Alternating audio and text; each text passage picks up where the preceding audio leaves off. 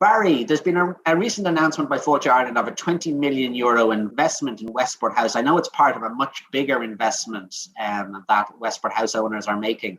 It's really exciting. Tell us a little bit about it.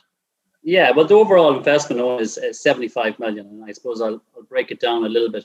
Fáilte Ireland projects that they're funding, the 20.2 million, is a 36.1 million project.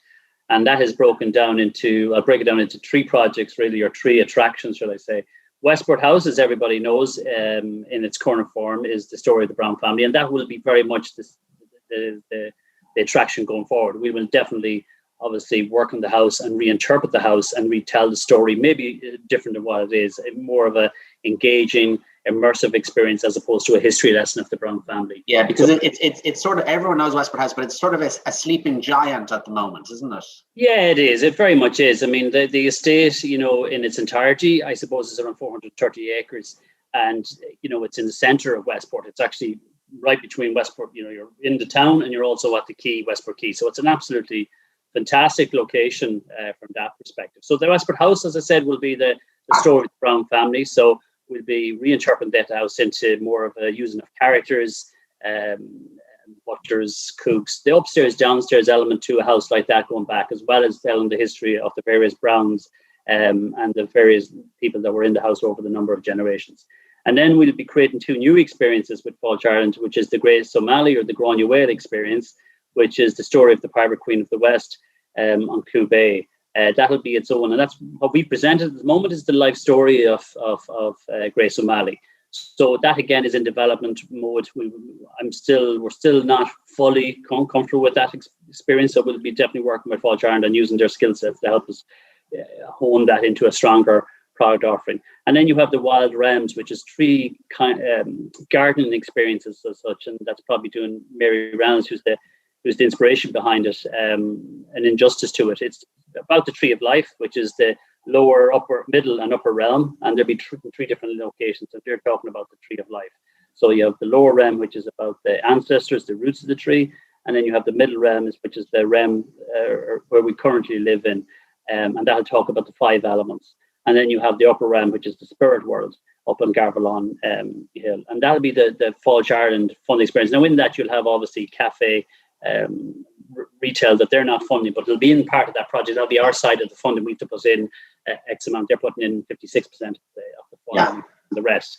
So our rest will be part of those projects as well, but also we'll be putting in a cafe, retail, welcome centre, toilets, and the facilities that need to be here for those numbers. Yeah, it sounds great, and even just those 3 sort of visitor experiences things. I know you'll probably tell us about the work being done on the hotel shortly, but even those 3 visitor experiences, it sounds like they'll appeal to both the domestic market and the international tourists. So it'll be quite sort of compelling. Yeah, and that's a good point, Owen, in fairness, because Westport is a huge, strong domestic market. And while we want the international market and need the international market to drive revenues across the region, domestic market is very strong and needs to be protected as well. And we can't lose sight of that.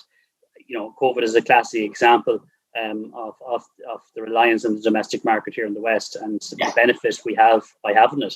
At the same time, though, when things do get back, we do need international spend to drive the revenues, hotel revenues, and other revenues around the region.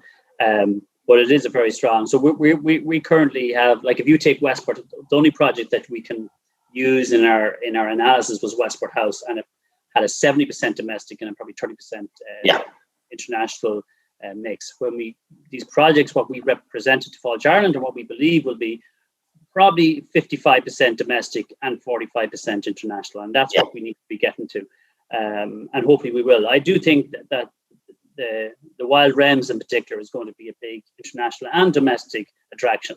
It's when we first started, it's trying to catch something in imagination. I think this will capture people's imagination, and people will travel to see it for sure. And there's, in parallel to all this, there's massive investment, isn't there? Big estate, so it requires quite a lot of money to maintain it to the highest standards. Look, a big estate like this, as the Brown family would tell you, is it takes a lot of money, and there's a lot of black holes that no one sees in estates like this. and you can lose money very quickly on it. And at the cost of upkeep alone of a house, even just the house is costly. You take it the wider estate, then you have a lot of buildings there that you need to keep, or they just fall down. And the cost of maintaining that through staff and product is very hard. And in fairness to Jeremy Brown and the family, for the last 50 years, it's been here as a tourism product. Yeah. But with tourism products, you need to keep investing, and new stuff comes up and passes you out. So it's a costly capital program, tourism at this level.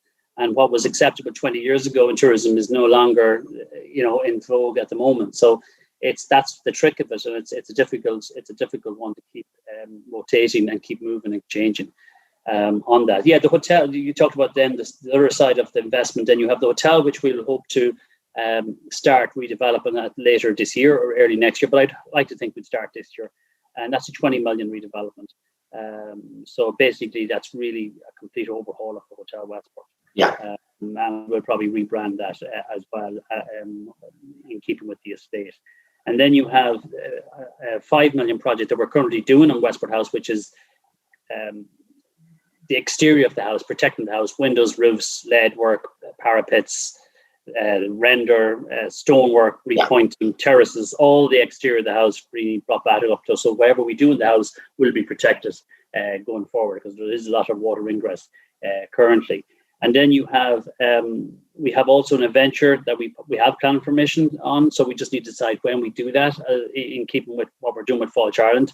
That's a 3 million project. And then we do have a caravan and camping park and a restaurant and other projects that are outside of Fáilte Ireland funding, but around the estate, that we would be looking at redeveloping them into more self-catering. We have a farmyard building, which we do think that in time will be redeveloped into and reused and repurposed. And then we also want to be doing more of a self-catering offering as well. So there's quite a lot of your hands will be full, Barry, and that envelope or that package of 75 million euro, it's a huge investment, but it sounds very transformative, and it makes me think that, at the moment we often in tourism circles talk about the Wild Atlantic Way, but really the Wild Atlantic Way does well from Galway southwards and north of Galway, including the likes of yourself in Mayo and Sligo and Donegal, gets far less traffic. And I wonder, is that because of sort of a product deficit? And maybe what you're doing in Westport is going to maybe change that narrative a bit? Yeah, I think you're spot on, Owen, in that analysis. I think north of Galway, you do have, if you ask the man in the street what attractions are north of Galway, people will struggle to name attractions as such. And attractions are a big part of what it is. If you look at Galway, you have Kylemore, which is, in fairness, is only an hour down the road from us, an hour from Galway. You also have the Burren, you have the Cliffs of Moher, you have Killarney, and you have then a much more wider international awareness of those products than you would have of north of Galway. So both product and awareness, but when product comes, awareness will come.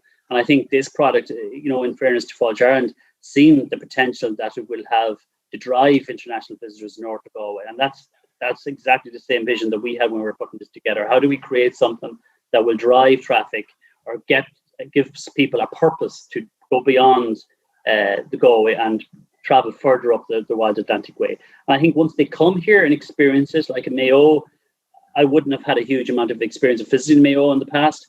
And obviously, since I've been here now, probably a year and a half, I've tried to capture every corner of it since I've been here. And it's an amazing location. Yeah, it's stunning. It's probably more real of a Wild Atlantic Way than, and that's not to discount my friends and neighbours down south of me, but it's raw, it's real. And it has cliffs, it has landscape that's untouched, and it's an amazing experience to drive out and, and experience that just as a day visitor. But I do think that this is why we're investing our money and Fáilte Ireland investing their money into this project, because we both believe it will drive traffic. Yeah, it's a great example of a public-private partnership, really, isn't it? Because, the private sector is driving it, insofar as it's your vision and you're putting the main chunk of the money in and it's your development. But Fáilte Ireland, to give them their credit, have come in with a big check to sort of support the project. They have. I mean, it is a grant. It is a grant. So I know people get mixed up between public-private, but it is a grant aid. But yes, it is public money and it is our private money, and it is it's needed. And I've always said this, that public, we cannot rely on public money to drive tourism.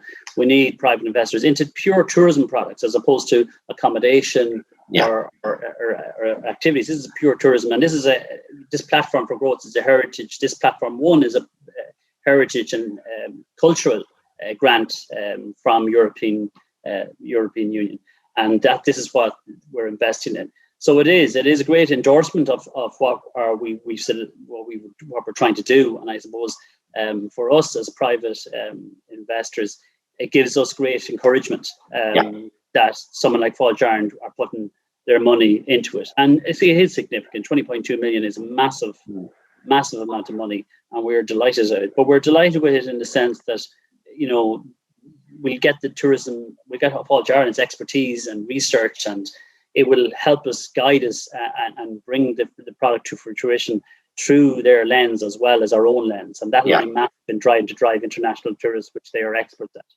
Absolutely. And when do you think the whole project will be finished?